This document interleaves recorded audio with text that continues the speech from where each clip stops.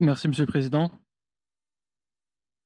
Monsieur le Président, honorable commissaire, chers délégués, chers collègues de la société civile, mesdames et messieurs, en République démocratique du Congo, la situation sécuritaire demeure des plus dramatiques depuis le début du conflit armé dans l'est du pays en janvier de cette année, suite à l'offensive du M23 dans le province d'Ituri, du Nord Kivu et du Sud Kivu. Les atrocités se poursuivent.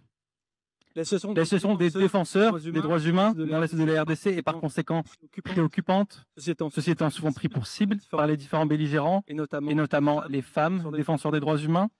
La violence sexuelle est basée sur le genre, quant à elle, reste également largement répandue. Par ailleurs, Monsieur le Président, le ministre de la Justice de la RDC a récemment suspendu en juin 2024 la délivrance de l'accusé de réception F92 qui jusqu'alors permettait à plusieurs organisations de la société civile de mener leurs activités en attendant que la personnalité juridique leur soit accordée.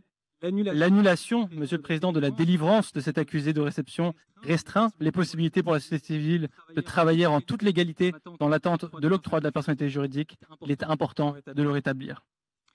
Nous appelons donc le gouvernement congolais à continuer de collaborer avec les mécanismes internationaux et à soutenir la mise en œuvre pleine et entière de la résolution du Conseil des droits de l'homme des Nations Unies numéro S3701, notamment mettre fin immédiatement aux hostilités dans l'est de la RDC et soutenir les mécanismes d'enquête ainsi créés pour faire la lumière sur les atrocités commises.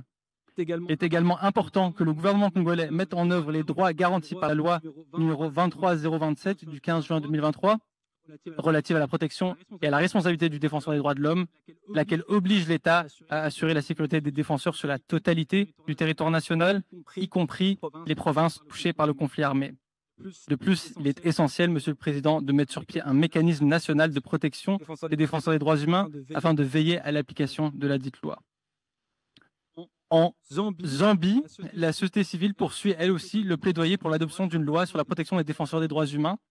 En effet, l'adoption d'une telle loi assurerait le respect des droits des défenseurs, la reconnaissance de leurs contributions à la société et la protection contre toute représaille pour leur travail de défense et de promotion des droits humains. À cet effet, une consultation a récemment été organisée à Lusaka avec la société civile zambienne le 9 au 10 avril, à l'occasion de laquelle le gouvernement a manifesté son intérêt pour le processus en assistant aux activités, ce que nous saluons. Une telle action nationale, Monsieur le Président, à l'heure où les défenseurs des droits humains sont menacés sur le continent, est on ne peut plus importante. Nous appelons donc les autorités zambiennes à continuer de soutenir et à accélérer le processus d'adoption d'une loi sur les défenseurs en veillant à ce que celui-ci soit par la société civile et pour la société civile. Concernant la question des réparations, Monsieur le Président, les siècles d'injustice raciale, d'esclavagisme, de racisme, de colonialisme et de néocolonialisme contre les Africains et les personnes afrodescendantes doivent être réparés. Et cela commence par une reconnaissance et une adhésion sans équivoque à la déclaration et au programme d'action de Durban. En effet, la déclaration du programme d'action trace une voie vers la justice réparatrice et transformatrice, ainsi que l'élimination des violations graves des droits humains que continuent de subir les Africains et les personnes afrodescendantes.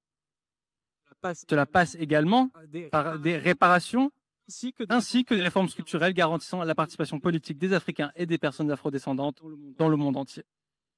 Un exemple emblématique de réparation serait évidemment la reconnaissance et l'indemnisation des violations infligées à Haïti et à son peuple qui continue de subir les conséquences politiques, économiques et sociales de l'esclavagisme, du colonialisme et du néocolonialisme.